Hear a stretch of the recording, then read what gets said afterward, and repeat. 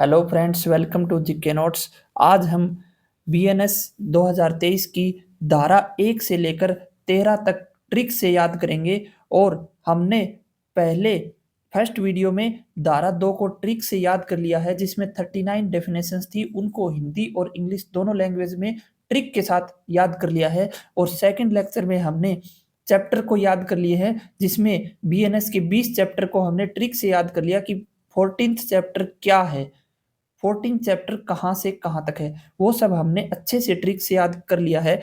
और आज हम 1 से लेकर 13 तक की धाराएं याद करेंगे, और जिसमें हमारे चैप्टर 1 एंड 2 दोनों कंप्लीट हो जाएंगे। और उसी प्रकार से हम सभी 358 धाराओं को ट्रिक से याद करेंगे। और आपको बता दूं कि बीएनएस नोट्स आपको मिल जाएंगे। आपको इस नंबर पर व्हाट्सअप करना है और आपको कॉल नहीं करना है, ठीक है। तो इस नंबर पे व्हाट्सअप करके आप ये notes with trick BNS complete BNS 1 से लेकर 358 धाराएं मिलेगी, और जिसमें चैप्टर मिलेंगे, सब कुछ ट्रिक के साथ मिलेगा। जो इस वीडियो लेक्चर में डिलीवर होगा वो सब आपको नोट्स के फॉर्मेट में आपको मिल जाएगा। तो चलिए शुरू करते हैं धारा 1 से लेकर 13 तक आज की इस वीडियो में ट्रिक के साथ। बहुत अच्छी ट्रिक है, आपका आसान हो जाएंगे धारा 1 से लेकर 13 तक को समझना। तो देखो, हम पढ़ते हैं कि धारा 1 क्या बताती है। धारा 1 संक्षिप्त शीर्षक, संक्षिप्त टाइटल क्या होगा, कब प्रारंभ होगी बीएनएस, और किस किस पर लागू होगी, कैसे लागू होगी, ये सब क्या है धारा 1। इसमें 6 सबसेक्शन है, लेकिन आपको उस सीरीज वाइज से नहीं याद रखना जैसे सब लोग करते हैं। आपको क्या करना, एक डब्बा बना लेना है, ठीक है। अब इस डिब्बे में क्या करना है, डिब्बे में लिख देना सेक्शन 1। अब इस डिब्बे के 4 पंख लगा दो और एक ऊपर जहाज उड़ा दो। इसको ऊपर क्या उड़ जाएगी, जहाज। देखो,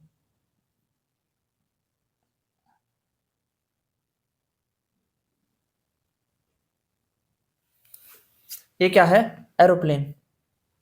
अब देखो सेक्शन 1 में और नीचे की तरफ भी एक सेक्शन होगा। तो सेक्शन में पहला सेक्शन, दूसरा, फिर तीसरा, चौथा और पांचवा और छठा, यानी सेक्शन 1 के 6 सब सेक्शन होंगे, जिसको आपको ऐसे लिखना है याद करने के लिए। 6 सीरीज में याद नहीं होंगे। पहले में क्या होगा, इसका नाम क्या होगा, नाम, इसका नाम हमें पता है बीएनएस 2023 होगा। भारतीय न्याय संहिता 2023, हिंदी में बोलो तो भी वही बोला जाएगा, इंग्लिश में बोलो तो भी वही, ठीक है। उसका प्रारंभ, सेक्शन नंबर 2, धारा 1 का सब सेक्शन 2 क्या होगा, प्रारंभ। प्रारंभ कब होगा, प्रारंभ तब होगा जब central government official gazette notification में इसको बताए, तारीख बताए कि उस तारीख को होगा, और वो तारीख बता दी है गई है 1 जुलाई 2024, यानी 1 जुलाई के बाद सारे अपराध बीएनएस के तहत दर्ज होंगे, उससे पहले आईपीसी। तो सेक्शन 1 नाम, सेक्शन सब सेक्शन 1 नाम, सब सेक्शन 2 प्रारंभ, ठीक है। अब 3 और 4 में आ जाओ। 3 और 4 में आपको क्या लिखना है, एवरी पर्सन। अब प्रत्येक आदमी, थर्ड में भी, सब सेक्शन 4 में भी प्रत्येक आदमी। अब प्रत्येक व्यक्ति, आदमी की जगह हम व्यक्ति बोलेंगे, ठीक है। तो प्रत्येक व्यक्ति, और 4th में भी प्रत्येक व्यक्ति, ठीक है। तो एवरी में कौन आ जाएगा, जो सिटीजन है और जो भारत का सिटीजन नहीं है, citizen and non citizen of India, ये भी C and N C, citizen and non citizen, यानी भारत का नागरिक हो या ना हो उस पर बीएनएस लगेगी। इसमें भी भारत का नागरिक हो या ना हो उस पर भी बीएनएस लगेगी। ये सिंपल हमारे लिए है। जो भारत के भीतर दोषी होगा, वो भारत के भीतर दोषी होगा, वो बीएनएस के सबसेक्शन 3 सेक्शन 1 के तहत, बीएनएस के तहत दंडनीय होगा। और वो व्यक्ति जो कहीं का भी हो, कहीं पर भी अपराध करे, लेकिन उसका अगर मुकदमा भारत में चलता है, तो सबसेक्शन 4 के तहत उस पर बीएनएस लगेगा। मैं लिख देता हूं एक बार बात को, इनको हम थोड़ा-सा डिटेलिंग में भी पढ़ेंगे, लेकिन आप मोटी-मोटी बात याद रखो, मैंने क्या बताया, 1 में उसका नाम क्या होगा, 2 में उसका प्रारंभ क्या होगा, भारतीय सेंट्रल गवर्नमेंट राजपत्र में अधिसूचना द्वारा बता दी गई है ये तारीख, ठीक है? 3 और 4 में एवरी पर्सन याद रखना है और एवरी पर्सन में आपको पता है कौन-कौन आएगा और प्रत्येक व्यक्ति जो भारत के भीतर दोषी होगा, उस पर बीएनएस लगेगी। और जो जो हम होते हैं, हम भारत के नागरिक हैं या कोई भी विदेशी व्यक्ति भारत के अंदर आके अपराध करेगा, उसका भारत के भीतर दोषी हो जाएगा, तो फिर उस पर बीएनएस लगेगा। और कोई भी व्यक्ति जो भारत से बाहर भी अपराध कर रहा है, लेकिन उसकी शिकायत यहाँ पर दर्ज हो गई, तो वो शिकायत किसके द्वारा सुनी जाएगी? बीएनएस 2023 के द्वारा। यानी एवरी पर्सन जिसका मुकदमा भारत में चले, उस पर बीएनएस लगेगा। तो 3-4 क्लियर हो गए। अब 5वां पॉइंट, 5वें में मैंने क्या बनाया? एरोप्लेन। एरोप्लेन, तो अब देखो जो भारत में रजिस्ट्रीकृत जहाज, वायुयान, जलयान या फिर जो भारत में जो स्थित है कंप्यूटर रिसोर्स या फिर भारत, ये मान लो भारत है। यानी जो भारत में अपराध करेगा उस पर बीएनएस लगेगी और जो भारत के जहाज पूरी दुनिया में उड़ रहे हैं वहां पर अपराध करेगा तो भी उस पर बीएनएस लगेगी। भारत की जो जलयान है पूरी दुनिया में घूम रहे हैं, वहां पर कोई भी कार्य किया उस पर कार्रवाई होगी, वो किसके तहत होगी? बीएनएस के तहत। और भारत में कोई कंप्यूटर है और उसको किसी व्यक्ति ने दूर से छेड़खानी की, यानी कंप्यूटर रिसोर्स को हैक करने की कोशिश की, तो उस पर जो कार्रवाई होगी तो बीएनएस के तहत होगी। यानी बीएनएस 1 का सेक्शन 1 का सब सेक्शन 5 ये कहता है, ठीक है। और फिर 6 में नीचे आ जाओ, 6 से क्या बोलोगे? छांट देंगे। किस किस को छांट देंगे? छांटना मतलब अलग करना। अब किसको हम अलग कर सकते हैं बीएनएस के एप्लीकेशन से? तो उसको हम अलग कर सकते हैं नेवी, एयरफोर्स या आर्मी। आर्मी, नेवी, एयरफोर्स के लिए उनके स्पेशल लॉ हैं पुनिश करने के लिए, उनको दंड देने के लिए, तो बीएनएस उसमें हस्तक्षेप नहीं करेगा।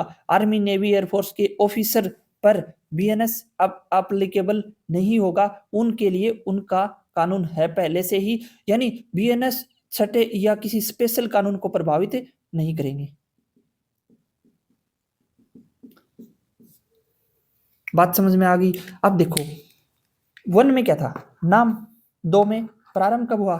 तीसरे चौथे में एवरी पर्सन, तीसरे में वो जो भारत के भीतर होगा और चौथे में वो जिसका मुकदमा भारत में चले, 5वें में वो भारत में कोई रजिस्ट्री करते। जलयान, वायुयान भारत में स्थित कंप्यूटर संसाधन को टारगेट करता है तो उस पर बीएनएस लगेगा। और बीएनएस किस पर नहीं लगेगा? सेना के अधिकारियों, नाविकों, वायु सैनिकों को वो विद्रोह कर देते हैं या फिर अपनी ड्यूटी से भाग जाते हैं, जो म्यूटनी और डिसर्शन कर देते हैं, तो उन पर उनके लिए अलग से कानून है, तो उस पर अपना बीएनएस नहीं लगेगा। बस ये 6 बात थी। बहुत ईजी है कि बीएनएस किस पे लगेगा। अब दोबारा देखो, बहुत ही ईजी तरीके से आपको समझ में आना चाहिए। हमने क्या किया? एक डब्बा बनाया, उसमें सेक्शन 1 लिखा, उसके चारों तरफ पंख बना दिए और ऊपर नीचे बना दिए। ऊपर हमने जहाज उड़ा दिया तो जहाज लिख दो इसको, ठीक है। 1 पे उसका नाम क्या होगा? 2 पे उसका प्रारंभ कब होगा? प्रारंभ का भी पता है। फिर 3 और 4, 3 में भारत के भीतर दोषी एवरी पर्सन, कोई भी व्यक्ति हो, और 4 में भारत में जिसका मुकदमा चले। 5वें में जहाज से आप समझ जाओगे, जहाज हो, जलयान हो, कंप्यूटर रिसोर्स हो या फिर भारत हो, भारत की जमीन। जैसे भारत की जो समुद्री सीमा है वो 12 नॉटिकल मील से तक होती है, तो वहां तक कोई भी अपराध होगा तो उसका जो मुकदमा चलेगा उसको बीएनएस के तहत चलेगा। और फिर छठा में कौन सा आ जाएगा? सेना, आर्मी, नेवी, एयरफोर्स से संबंधित अपराध। ये 6 के 6 पॉइंट है जिनको हम एक बार लिख के अच्छे से समझ लेते हैं और बात हमें समझ में आ गई कि नाम, प्रारंभ, एवरी पर्सन भारत में दोषी, एवरी पर्सन जिसका मुकदमा भारत में, और भारत के जो रिसोर्स हैं या फिर जलयान या जहाज में, हवाई जहाज में दोषी, और छठे में वो दोषी जो सेना के अधिकारी है उनका अलग से चलेगा। बस ये 6 है बात। अब वही बात हम थ्योरेटिकली लिख सकते हैं इस अधिनियम को सब सेक्शन 1 में बीएनएस दो भारतीय न्याय संहिता 2023 कहा जा सकता है। Any person guilty with in India, sub section 3, और सब सेक्शन 2 क्या कहेगा, 1 जुलाई 2024। अब सब सेक्शन 4 में देखो 3 और 4 में एनी पर्सन आ गया जो हमने बनाया था, और guilty with in India, tried in India, जिसका मुकदमा भारत में चलता है।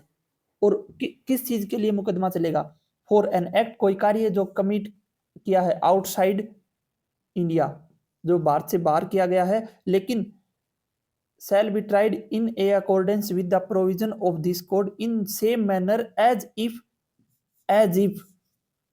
the offense had been committed in India। वैसे ही उसका मुकदमा चलेगा जैसे उसने अपराध भारत में किया है। यानी 3 और 4 में समानता है। समानता को हम दोबारा देखते हैं। इसका आप स्क्रीनशॉट ले सकते हो, लेकिन आपको जो नोट्स प्रोवाइड कराएंगे उसमें ये सब अच्छे से रिटन है। फिर हम उसी बात पे आ जाएंगे। ये डिब्बा बनाया 1 2 3 4, इसमें क्या है, एवरी पर्सन जो भारत के भीतर दोषी होगा 3 में चला जाएगा। एवरी पर्सन जिसका मुकदमा भारत में चलेगा और अपराध उसने चाहे कहीं पर भी किया हो वो 4 में चला जाएगा। 5 में मैं आपको पढ़ के बता देता हूं, जो भारत के नागरिक हैं उस पर लगेगी, और भारत से बाहर उन्होंने कहीं पे भी अपराध किया है उस पर भी बीएनएस लगेगा, और भारत में रजिस्ट्रीकृत जलयान, वायुयान या भारत में स्थित कंप्यूटर संसाधन को टारगेट किया है उस पर भी लगेगा, और भारत की टेरिटरी में कहीं पर भी उन्होंने ऑफेंस किया है या कार्य किया है उस पर भी लगेगा। उसके बाद 6 में आपको बताया था अधिकारियों, सैनिकों, नाविकों और वायु सैनिकों पर नहीं लगेगा। धारा 1 आपको समझ में आ गई होंगी, कुछ नहीं करना। 1 में 6 पॉइंट है, डब्बा बनाओ 1 2 3 4 5 6। नाम बीएनएस 2023। प्रारंभ 1 जुलाई। एवरी पर्सन भारत के भीतर दोषी, एवरी पर्सन भारत से बाहर कहीं पर भी अपराध करो लेकिन मुकदमा भारत में रजिस्ट्रीकृत वायुयान, जलयान, भारत की जमीन पर, कंप्यूटर संसाधन पर। 6 सेना में तीनों सेना आ जाएगी। ठीक है, सिंपल। धारा 2 में जो 39 डेफिनेशन है, धारा 2 वो हमने करवा दी है, बहुत अच्छे तरीके से कराई है, जरूर देखना। आप वीडियो अपलोड है, उस वीडियो का लिंक डिस्क्रिप्शन में मिल जाएगा। अब चलते हैं सीधे धारा 3 पर। अब देखो चैप्टर 1 में 3 ही धाराएं हैं, बड़ी हैं, इसमें 6 सबसेक्शन हमने पढ़ लिए, इसमें 39 डेफिनेशन हमने पढ़ लिया। अब धारा 3 में देखो जनरल एक्सप्लेनेशंस दे रखा है, इसमें प्रिंसिपल्स की बात करता है कि क्या बीएनएस में किन चीजों का कैसे क्या मतलब होगा, जनरल एक्सप्लेनेशंस देता है और सामान्य स्पष्टीकरण। अब इसमें भी 9 सबसेक्शन है 3 में। अब देखो 9 सबसेक्शंस कैसे करेंगे। 3 को क्या लिखा, 3, ठीक है। अब हमने इसके 3 पंजे लगा दिए, 3 ऊपर 3 नीचे और फिर 3 इधर। अब हम इस पर लिख देंगे 1 2 3 4 5 6 7 8 9, 3 तिये 9। अब इसके 9 सबसेक्शन है। अब हमने एक चीज पढ़ा था 5 में से, एससी पढ़ा था, एससी तो सुप्रीम कोर्ट, इसको हमने एससी वाला कॉन्सेप्ट पिछली वीडियो में भी बताया था। तो सुप्रीम कोर्ट यानी 5, हमने स्टार्टिंग में बोला था कि 2 के सबसेक्शन 5 में कोर्ट की परिभाषा है, 2 के 5 में किसकी परिभाषा, कोर्ट में। हमने क्या बोला था, एससी। ठीक है, अब जब हमने चैप्टर पढ़ा तो हमने फिर से बोला एससी, यानी चैप्टर नंबर 5 में C for child and women से संबंधित अपराध के विषय में, अपराध offence related to women and child, तो इसमें भी हमने क्या बोल दिया था, एससी। और इसमें भी हम एससी बोलेंगे, किसके, धारा 3 के सबसेक्शन 5 में एससी बोलेंगे, धारा 3 के सबसेक्शन 5 में हम एससी बोलेंगे। अब एससी सी का क्या मतलब निकालेंगे, इसमें हम निकालेंगे कॉमन इंटेंशन। तो एससी का एक ट्रिक और भी बनाएंगे, वो हम 5C बनाएंगे, जिसमें धारा 5 में हम कम्यूटेशन बोलेंगे। यानी एससी वाला कॉन्सेप्ट आपको याद रखना है कि सुप्रीम कोर्ट, एससी की फुल फॉर्म स्टार्टिंग में हमने क्या बनाई, सुप्रीम कोर्ट, यानी एस से क्या बना दिया 5, 2 के 5 में कोर्ट की परिभाषा, चैप्टर नंबर 5 में एससी चाइल्ड एंड वुमेन के अगेंस्ट अपराध के विषय में, और 3 का 5 कॉमन इंटेंशन की बात करता है, सामान्य आशय, कॉमन इंटेंशन। और सेक्शन 3 का subsection number 5C SC, S का मतलब 5 है तो कॉमन इंटेंशन, तो 3 का 5 क्या है, एससी, एससी क्या है, common intention, C for common intention, सामान्य आशय। कॉमन इंटेंशन को हम आगे कॉमन ऑब्जेक्ट के साथ पढ़ेंगे, और इसका एक्सप्लेनेशन किस में दिया हुआ है, सेक्शन नंबर 3 के सबसेक्शन 5 में, पहले कहां पर था, 34 में, आईपीसी के 34 में। ठीक है, तो अब देखो कॉमन इंटेंशन, सामान्य आशय। अब देखो इंटेंशन, अगर मान लो किसी का अपराध करने का इंटेंशन है, ठीक है, और दूसरे बंदे का भी अपराध करने का इंटेंशन है, यानी दोनों का क्या हो गया, इंटेंशन कॉमन हो गया, और दोनों का अगर कॉमन इंटेंशन हो गया, तो फिर मान लो दोनों ने मिलकर प्लानिंग बनाई, और प्लानिंग में एक ने दूसरे का मर्डर कर दिया और दूसरे ने उसकी क्या की थी, हेल्प की थी, तो दोनों का इंटेंशन सेम था, कॉमन था, तो फिर दोनों उसी अपराध के लिए दोषी हैं। अब कॉमन इंटेंशन को जब कॉमन ऑब्जेक्ट के साथ कंपेयर करोगे, तब आपको कुछ और बातें पता चलेगी, जैसे कॉमन इंटेंशन में उसका प्रायर मीटिंग ऑफ माइंड होना चाहिए, मन का पूरा मिलन होना चाहिए, पार्टिसिपेशन एक्ट होना चाहिए, और उसमें 2+ व्यक्ति उसमें शामिल होने चाहिए। ठीक है, ये सब चीजें हम पढ़ेंगे, लेकिन हमें धारा 3 में कॉमन इंटेंशन की बात करता है, सबसेक्शन नंबर 5 में, ये ऐसे याद रखना है, 3 की 9 तक पहुंचेंगे। ठीक है, अब शुरुआत करते हैं 7 से। 7 में हम और ट्रिक बनाते हैं। 7 में जैसे हमने बनाया था 2 के सबसेक्शन 7 में डेफिनेशन है, किसकी परिभाषा, किसी का साथ दो तब बेईमानी मत करो, तो डिसऑनेस्टी की परिभाषा किसमें थी, 2 के सबसेक्शन नंबर 7 में, डिसऑनेस्टी। अब चैप्टर नंबर 7 में हमने पढ़ा था कि राज्यों का साथ दो, तो यानी राज्यों से संबंधित अपराध, राज्यों का क्या दो, साथ दो, साथ दो, राज्यों से संबंधित अपराध किस में आएंगे, चैप्टर नंबर 7 में, ये हमने पढ़ चुके। अब है ना 3 का सबसेक्शन नंबर 7 और एक सेक्शन 7 बच गया, तो इन दोनों में हम पढ़ेंगे साथ साथ। अब जैसे देखो इन दोनों में हम पढ़ेंगे, जैसे सेक्शन 7 में होगा कि एक्ट वर्सेज ओमिशन, यानी हम एक्ट करते हैं और वो एक्ट का इस बीएनएस में गलत है तो वो अपराध हो जाएगा, और एक्ट के साथ ओमिशन,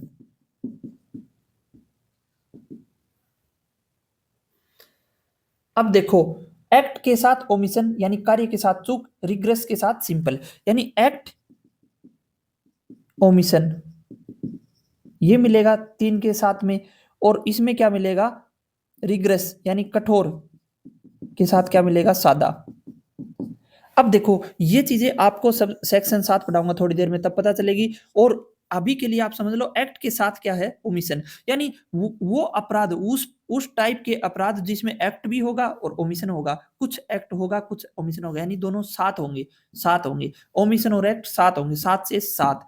और सेक्शन 7 में क्या पढ़ेंगे, कठोर एंड सादा। अब अगर कोर्ट ये निर्देश देगा कि कोर्ट ये निर्देश दे सकता है कि कोई भी अगर आप दंड देते हो, उस दंड की प्रकृति कठोर रहेगी या सादा रहेगी, या फिर कठोर कुछ भाग सादा रहेगी, तो वो सेक्शन 7 के तहत देगा, बीएनएस के सेक्शन 7 जो हमने नहीं पढ़ा है।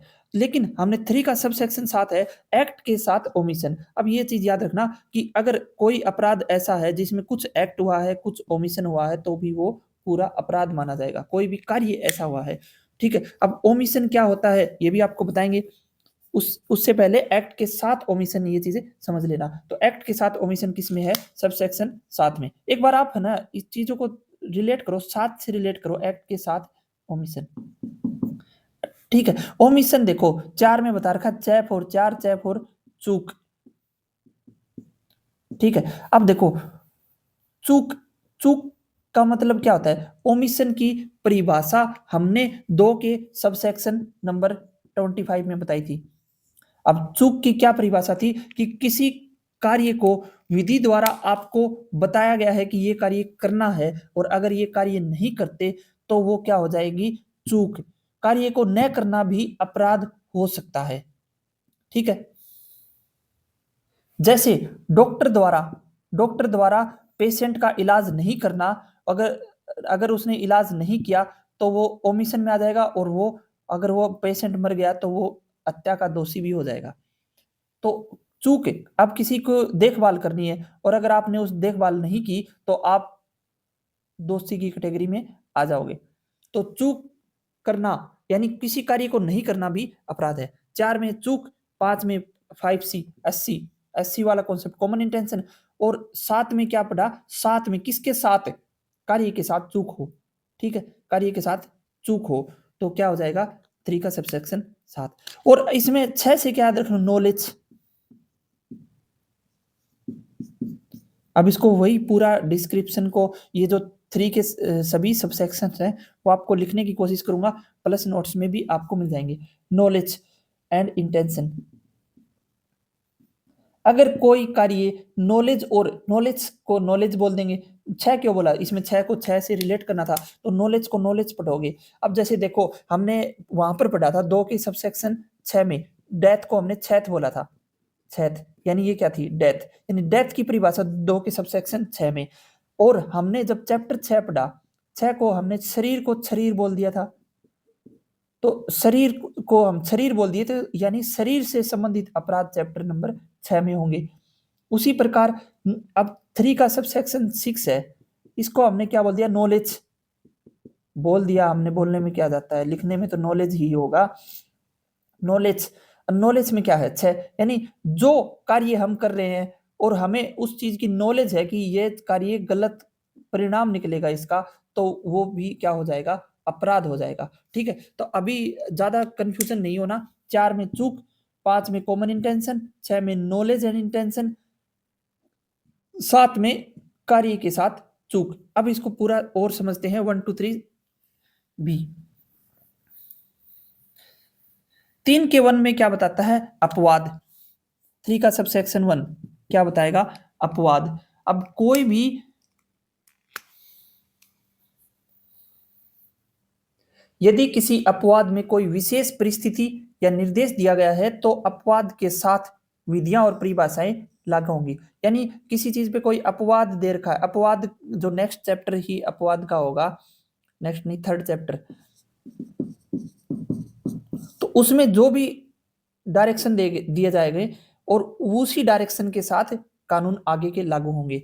जैसे एक अपवाद में आपको पता चलेगा कि 7 वर्ष से कम उम्र का बालक है, 7 वर्ष से कम का बालक है, उसके द्वारा कोई भी किया गया कार्य अपराध नहीं माना जाएगा। ठीक है। अब मर्डर की बात बताते हैं कि हत्या हत्या का आरोपी की बात करेंगे तो हमेशा ऐसी थोड़ी बोलेंगे 7 वर्ष से कम उम्र का आदमी है, बच्चा है तो वो हत्या कर सकता है। फिर चोरी पढ़ेंगे तब बोलेंगे 7 वर्ष से कम उम्र का है तो चोरी कर सकता है। या फिर डकैती पढ़ेंगे तब कहेंगे 7 वर्ष से कम उम्र का है वो डकैती कर सकता है, 7 वर्ष से कम उम्र का व्यक्ति मानहानि कर सकता है। ऐसे उस क्योंकि उसका अपराध उसके द्वारा किया गया कार्य अपराध नहीं है, इसलिए ये बोला गया है कि कोई भी अपवाद अगर है वो पहले से ही पढ़ के रखो और कोई भी सेक्शन आए तो उससे पहले उसको अपवाद के साथ रिलेट कर लो, क्योंकि ये चीजें बार बार नहीं लिखी जाएंगी। और 3 का सबसेक्शन 2 भी इसी बात पर कहा जाता है कि शब्दों का अर्थ हर जगह सेम होगा, हर जगह एक जैसा होगा। All word used in this act shall have the same meaning everywhere. सीधी सी बात यह है, कोई भी कानून पढ़ो अपवाद के साथ पढ़ो, हर जगह उसके पीछे अपवाद नहीं लिखा मिलेगा, अपवाद को पहले से ही तैयार करके रखो। ठीक है, उसी उसी के अपवाद के अनुसार ही विधियां और परिभाषाएं लागू होंगी। 3 का सबसेक्शन 2 क्या कहता है? 2 से क्या बना लोगे? शब्दों। तो जो शब्द हैं, वर्ड्स हैं, उनका अर्थ हर जगह एक जैसा होगा। जैसे सरकार गवर्नमेंट एक जगह लिख दिया तो इसमें हमेशा सेंट्रल गवर्नमेंट और स्टेट गवर्नमेंट आएगी, कोई विलेज गवर्नमेंट नहीं आएगी।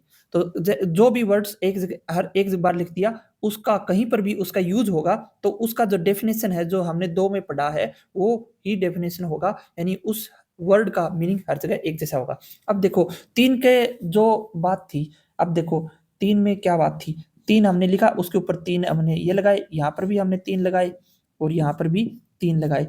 तीन में एक में क्या था अपवाद के साथ, दो में क्या है वो शब्दों का अर्थ एक जगह ऐसा होगा, तीन हम मैं अभी बता दूंगा तीन अच्छे से। अब चार, चार में क्या था चय फॉर चार, चय फॉर चूक। पांच में कॉमन इंटेंशन और छह में नॉलेज एंड इंटेंशन के साथ कोई भी कार्य किया गया वो भी अपराध हो सकता है। इसका एग्जाम्पल के साथ देखेंगे, ठीक है। सात में क्या था एक्ट के साथ ओमिशन करोगे तो भी वो पूरा अपराध माना जाएगा। यहां तक तो आपको बताया। अब तीन का देखो एक बार, पूरा कंफ्यूजन मत होना, पूरा आपको पता चलेगा। अब देखो तीन में तीन चीजें याद रखो, तीन चीजें। अगर आप पति हो तो पत्नी, क्लर्क, नौकर। अगर आप तीन चीजें इधर से भी याद रखो, पत्नी हो तो आपके लिए पति, क्लर्क और नौकर। तीन चीजें ये भी याद रखनी है। अब आप समझ गए होंगे मैं किसकी बात कर रहा हूं, sub section 3 of section 3 of BNS. किसी व्यक्ति की संपत्ति उसके कब्जे में ही मानी जाएगी अगर उसकी पत्नी के पास है। अगर उसकी पत्नी के पास चीज है, उसके नाम प्रॉपर्टी, वो कोर्ट में जाके ऐसे नहीं बोल सकता कि मेरे से खोस ली। उसकी पत्नी के पास है तो उसी के कब्जे में है, या फिर उसके द्वारा नियुक्त कोई क्लर्क है उसके पास है, या फिर उसका नौकर है उसके पोजीशन में है, तो इसका मतलब उसी व्यक्ति के पोजीशन में भी है। सेम चीज पत्नी के लिए भी, अगर पत्नी के पास कोई संपत्ति है वो उसी के पति के कब्जे में ही मानी जाएगी, यानी पति के पास संपत्ति है उसकी पत्नी के कब्जे में मानी जाएगी। और अगर पत्नी का कोई क्लर्क है या नौकर है तो उसके कब्जे में, पत्नी के ही कब्जे में मानी जाएगी। समझ गए? तो a person property shall be deemed to be in his possession even if it is held by his spouse, clerk and servant. इसमें यही तो लिखा हुआ है, किसी व्यक्ति की संपत्ति उसके कब्जे में मानी जाएगी भले ही वह संपत्ति उस व्यक्ति के बजाय उसके पति, पत्नी या क्लर्क या नौकर के पास हो। तो तीन को तीन हम ऐसे लिखेंगे, अगर आप पत्नी को तीन मानते हो तो पति को भी तीन मान लो और उसकी तीन तीन बातें याद रख लो। अगर पत्नी के लिए क्या हो जाएगा पति और क्लर्क और नौकर, और पत्नी के लिए पति के लिए पत्नी, क्लर्क, नौकर। और ये तीन के तीन में ऐसे भी याद रख हो जाएगा कि तीन के तीन में तीन तीन पति, पत्नी, क्लर्क, नौकर। ठीक है, तो उस आदमी की प्रॉपर्टी उसी के पास मानी जाएगी भले ही वह उसकी पत्नी या फिर उसके क्लर्क या उसके नौकर के पास हो। अब देखो तीन तीन में हमने पढ़ा था तीन चीजें, अपवाद के साथ पढ़ेंगे हर चीजें, अपवाद के अनुसार होगी। हर शब्द का वर्ड्स एंड एक्सप्रेशन का मीनिंग वही रहेगा, शब्दों का अर्थ, वर्ड्स का मीनिंग, अर्थ हर जगह एक जैसा होगा। और वो संपत्ति उसके कब्जे में मानी जाएगी चाहे वह उसकी पत्नी या नौकर या क्लर्क के पास हो। 4, 5, 6, 4। सब सेक्शन 4 में हमने क्या बताया था, चूक, यानी किसी कार्य का लोप करना, यानी ओमिशन करना, यानी कार्य को नहीं करना भी एक अपराध में आता है, वैध कार्य को। 5 में SC कॉमन इंटेंशन। 6 में नॉलेज। नॉलेज का जिक्र क्यों कर रहा हूं मैं ये आपको बताते हैं, उससे पहले 4 और 5 को कुछ लिख लेते हैं। जब कोई आपराधिक कार्य कई व्यक्तियों में दो से ज्यादा व्यक्तियों द्वारा एक साथ मिलकर किया जाता है तो हर व्यक्ति उस अपराध का उसी प्रकार जिम्मेदार होगा जैसे उसने यह अपराध अकेले ने किया। अगर 4 लोगों ने मिलकर किसी एक का मर्डर कर दिया तो चारों लोगों को हत्या का दोषी के रूप में चारों को सजा मिलेगी। जो एक को सजा मिलेगी वही बाकी 3 और को भी मिलेगा। जैसे बैंक लूटना, अगर 2 लोग मिलके बैंक लूटते हैं और एक बाहर गेट पे खड़ा है और एक अंदर से लूट के आ गया, बाहर वाला बाइक पे स्टार्ट करके निकल गया, तो दोनों बैंक लूटने के दोषी होंगे, जिम्मेवार होंगे। और अगर हम समझे when A criminal act is committed by several persons together, together का मतलब with common intention, each person shall be responsible for the offense in the same manner as if he had committed it alone, उसी तरीके से जो उसने अपराध खुद किया हो। कॉमन इंटेंशन को हम कॉमन ऑब्जेक्ट के साथ पढ़ेंगे,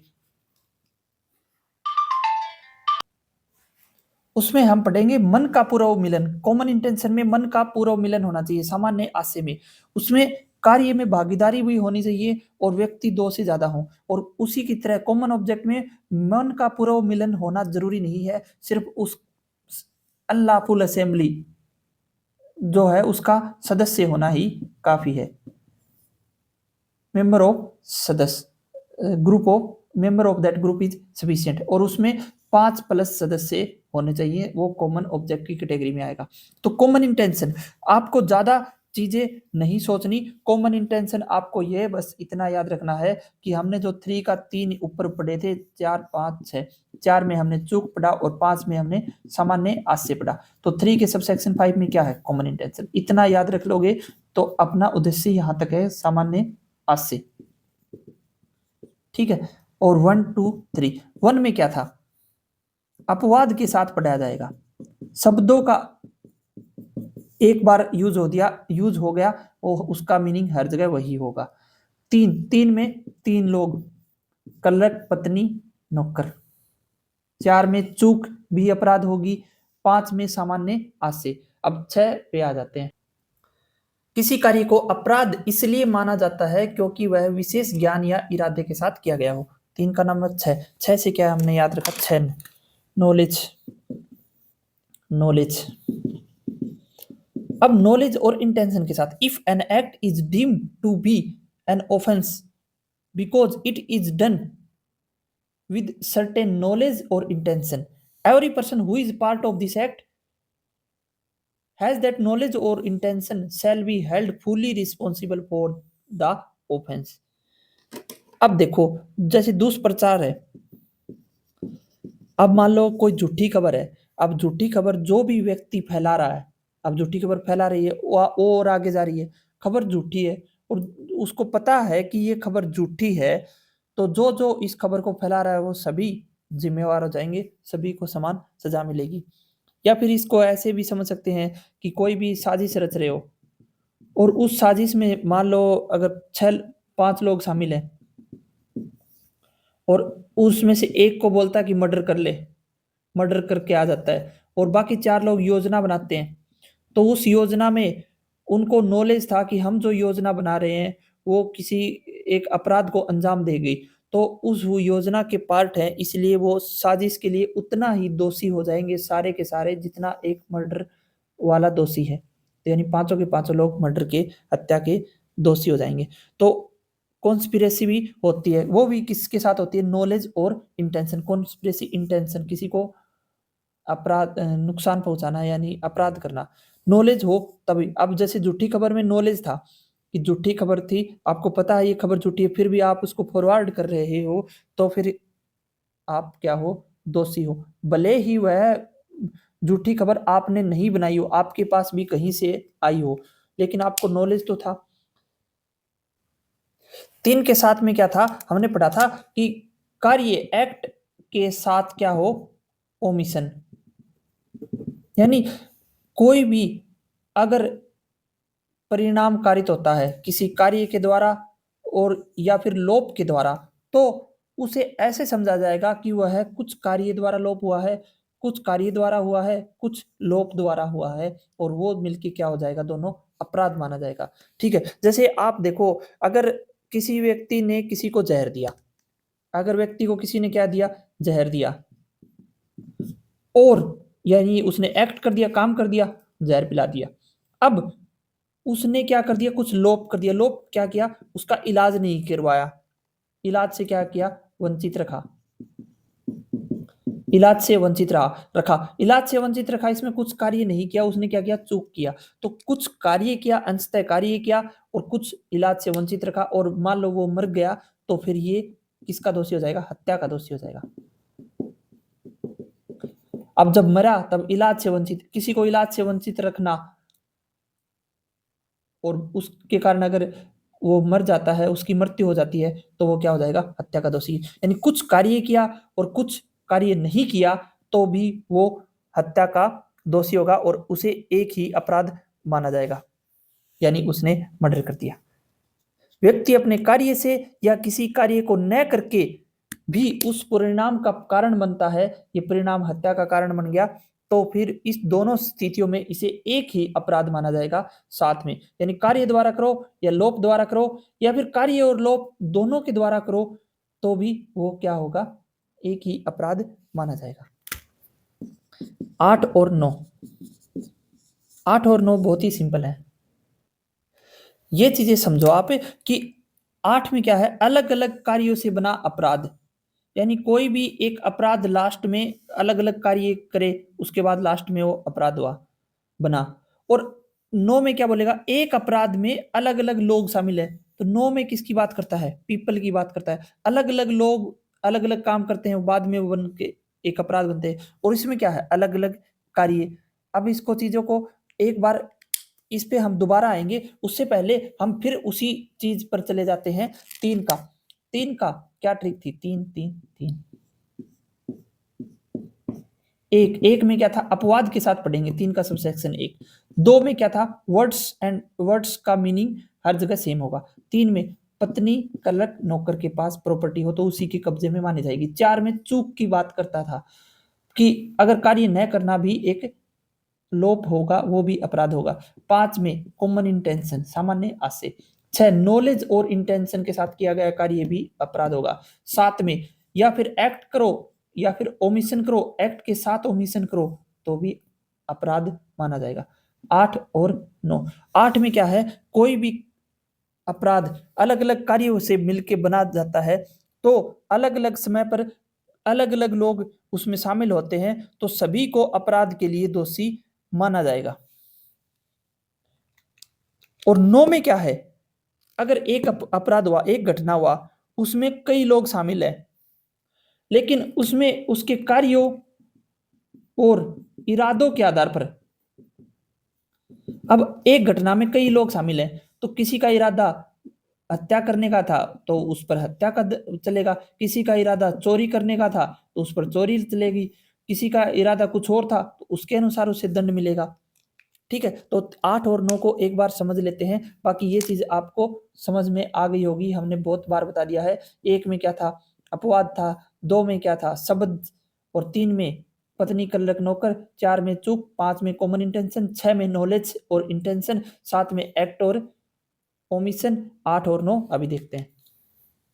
8 में एक चीज और ध्यान रखनी है आपको, कोऑपरेट। अगर कोई अपराध अलग अलग कार्यों के माध्यम से किया जाता है और उन कार्यों में अलग अलग समय पर अलग अलग तरीकों से कई लोग शामिल होते हैं, जैसे आप हम एक एग्जांपल ले लेते हैं कि भाई एक ए एंड बी क्या है? जेलर है, और ए और बी किसी को कैदी को खाना नहीं देता। ठीक है, अब कुछ टाइम बाद बी की ड्यूटी आती है, वो भी खाना नहीं देता, बी उसको खाना नहीं देता, और हमेशा से चलता रहता है, और बी उसको खाना नहीं देता, तो जो सी कैदी है, उसकी क्या हो जाती है? मृत्यु हो जाती है। अगर ए ने और बी का सहयोग किया और बी ने ए का सहयोग किया उसकी मृत्यु कारित करने के लिए, तो दोनों क्या है? अपराध के दोषी। दोनों क्या है? दोषी हैं। दोनों क्या है? अपराध के लिए लायबल है। ठीक है, हत्या के दोषी हैं। अगर ए की बीच में ही क्या हो गई? हटा दिया गया उसको। अब जेलर था ए, उसको क्या कर दिया? वो खाना नहीं देता था कैदी को, उसको क्या कर दिया? हटा दिया। अब ए का बी के साथ कोई भी संबंध नहीं है, बी से कोई फोन पे भी बात नहीं हुई, तो बी लेकिन फिर भी उसको खाना नहीं दे रहा था। तो ए पहले खाना नहीं दे रहा था, यानी क्यों नहीं दे रहा था? क्योंकि वो मर जाए। तो मृत्यु के प्रयत्न के लिए दोषी कौन होगा? ए। ए पर क्या लगेगा? Attempt to murder. और बी उस समय प्रेजेंट था जो खाना नहीं दे रहा था और उसी समय मरा भी, और ये भी मृत्यु कारित करने के लिए खाना नहीं दे रहा था, लेकिन इसमें तो मृत्यु कारित हो चुकी थी। तो बी किसके लिए दोषी हो जाएगा? मर्डर के लिए। तो बी किसके लिए? हत्या के लिए दोषी, और ए किसके लिए? अटेम्प्ट टू मर्डर के लिए। अब इसमें फर्क क्या है? अगर ए और बी कोऑपरेट करते हैं तो फिर ए और बी आपस में कोई संधि करते हैं, कोऑपरेट करते हैं, तो फिर दोनों हत्या के दोषी होंगे। और अगर ए सिर्फ और सिर्फ अपना खाना नहीं देता था और उसने बी के साथ कोई कोऑपरेशन नहीं किया, तो वो सिर्फ अटेम्प्ट टू मर्डर का दोषी है। और जो लास्ट में बच गया, खाना नहीं दिया और मर गया, तो फिर किसके दोषी हो गया? बी हत्या का दोषी हो गया। तो कुछ बात नहीं है, इसमें कोऑपरेशन जरूरी है। तो जिसमें कोऑपरेशन है तो दोनों का अपराध क्या हो जाएगा? सेम। अगर उनमें कोऑपरेशन नहीं है तो फिर ए ने जो काम किया उसका उतना अपराध और बी ने जो काम किया उसका उतना अपराध।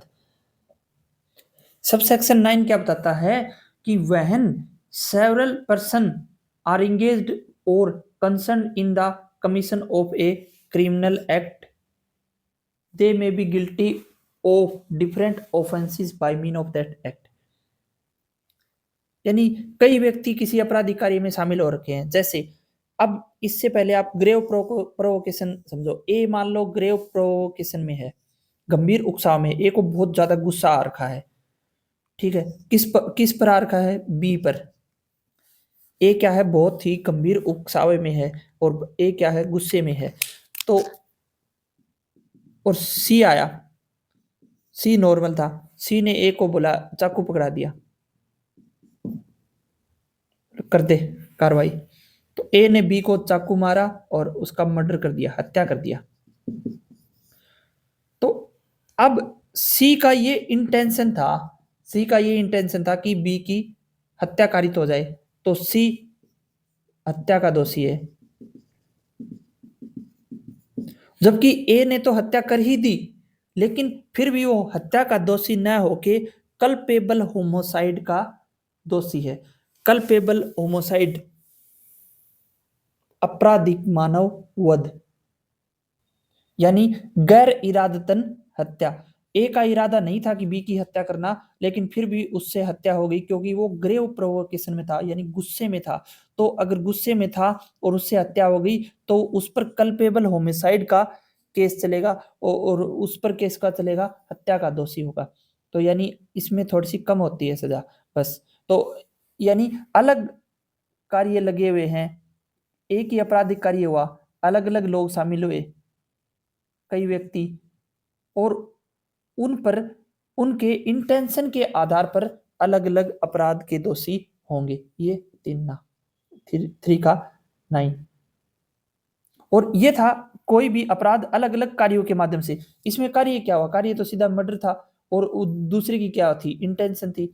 तो अलग अलग कार्यों के माध्यम से हुए तो 3 का 8 लगेगा। उसमें कोऑपरेशन है तो दोनों में सेम दोषी हो जाएंगे। अगर कोऑपरेशन नहीं है तो दोनों ने जो जितना जितना अपराध किया उतना उतना दोषी हो जाएंगे। उसी प्रकार सेक्शन 9 है। सेक्शन 9 में ग्रेव प्रोवोकेशन याद रखना, गंभीर उकसावे से किसी भी आपराधिक कार्य हो जाता है तो जिसने जितना किया उस पर उतना ही दोष लगेगा। सी का इंटेंशन था हत्या करना, हत्या हो चुकी है तो हत्या का दोषी। और ए का इंटेंशन नहीं था हत्या करना, तो ए सिर्फ और सिर्फ कल्पेबल होमोसाइड का दोषी है, आपराधिक मानववध का दोषी है।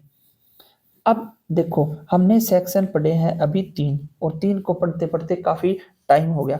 अब टाइम लग रहा है तो नेक्स्ट चैप्टर नेक्स्ट वीडियो में करेंगे। अब हमने स्टार्टिंग में सेक्शन 1 को पढ़ा था। 1 में क्या पढ़ा था? 1 के 5 पंखुड़ी बना दी थी। इसमें उसका नाम BNS 23 होगा, BNS 2023। उसका प्रारंभ कब होगा? गजट नोटिफिकेशन आ चुका है, 1 जुलाई 2024 से हो जाएगा प्रारंभ। और 3, 4 और 5 में हमने जहाज उड़ाई थी। 6 में हमने 6 में क्या बोला था? छांट दिए थे। किसको छांटा था? सैनिकों को। सैनिक, आर्मी, नेवी, एयरफोर्स पर BNS अप्लाई नहीं होती। 3 में एवरी पर्सन की बात कर रहे थे। Every person who is guilty with in India, Bharat के भीतर दोषी हो तो उस पर 1 के सबसेक्शन 3 के तहत BNS लग जाएगी। एवरी पर्सन इसी में भी था। एवरी पर्सन यानी सिटीजन हो या फिर नॉन सिटीजन ऑफ इंडिया हो। एवरी पर्सन जिसका भारत में मुकदमा चल रहा है, चाहे वो कहीं पे भी अपराध करे, भारत में मुकदमा चलेगा तो उस पर बीएनएस लगेगी। 5 में क्या था, एरोप्लेन, एरोप्लेन में बैठा है या जलयान में बैठा है, जलयान में अपराध होता है, एरोप्लेन में होता है, या भारत की भूमि पर होता है, या फिर भारत में स्थित कंप्यूटर संसाधन पर होता है, तो 5 के तहत 1 के सबसेक्शन 5 के तहत उस पर बीएनएस लगेगा। और 6 में बीएनएस किन पर नहीं लगता, आर्मी, नेवी, एयरफोर्स पर नहीं लगता। ये थी धारा 1। धारा 2 में सभी परिभाषाएं ट्रिक से करवा दी थी। अब धारा 3 में हमने पढ़ा क्या, 9 बातें पढ़ी हैं। अब 9 बातें में है ना, 3 का सबसेक्शन 1 क्या बताता है, सामान्य अपवाद। 2 में क्या बताया था, 2 में शब्द, यानी जो एक्सप्रेशन यानी शब्द कहीं एक जगह यूज कर लिया, वो हर जगह उसका मीनिंग वही होगा जो एक जगह लिखा हुआ है। 3 में क्या था, 3 का 3, उसी व्यक्ति के कब्जे में मानी जाएगी, चाहे पत्नी, वाइफ हो, या सर्वेंट हो, या फिर क्लर्क हो। 4 में चूक भी अपराध होगा। 5 में कॉमन इंटेंशन। 6 में नॉलेज और इंटेंशन। 7 में एक्ट के साथ ओमिशन। 8 में आप क्या याद रखोगे, कार्य 1 प्लस कार्य 2 प्लस ऐसे ऐसे करके अपराध बनता है, यानी कोई एक अपराध अलग अलग कार्यों के माध्यम से किया गया। और 9 में क्या होगा, अलग अलग लोग शामिल हैं, log 1 log 2, person 1 person 2 person 3, तो कई लोग मिलके शामिल हैं, तो वो उनके इंटेंशन के आधार पर उन पर अलग अलग आरोप लगाए जा सकते हैं, उनके इरादों के आधार पर। तो यही बात उसमें है कि, और 8 में क्या होगा, कोऑपरेट करेगा तो उसी अपराध का दोषी हो जाएगा, कोऑपरेट नहीं करेगा तो उसके अलावा जितना उसने कांड किया है, जितना उसने कर्म किया है, उसके आधार पर दोषी हो जाएगा। तो ये चीजें थी। तो अब आई होप कि ये चीजें सिंपल हो चुकी हैं आपके लिए, और आपको अच्छे से अच्छा तरीके से नोट्स आपको इसी फॉर्मेट में जिस डिजाइन में हमने ट्रिक से करने की कोशिश की है, उसी तरीके से आपको ये नोट्स अवेलेबल हो जाएंगे। थैंक यू सो मच, आपने इस टाइम तक इतना देखा, इतना सुना, और थैंक यू वेरी मच।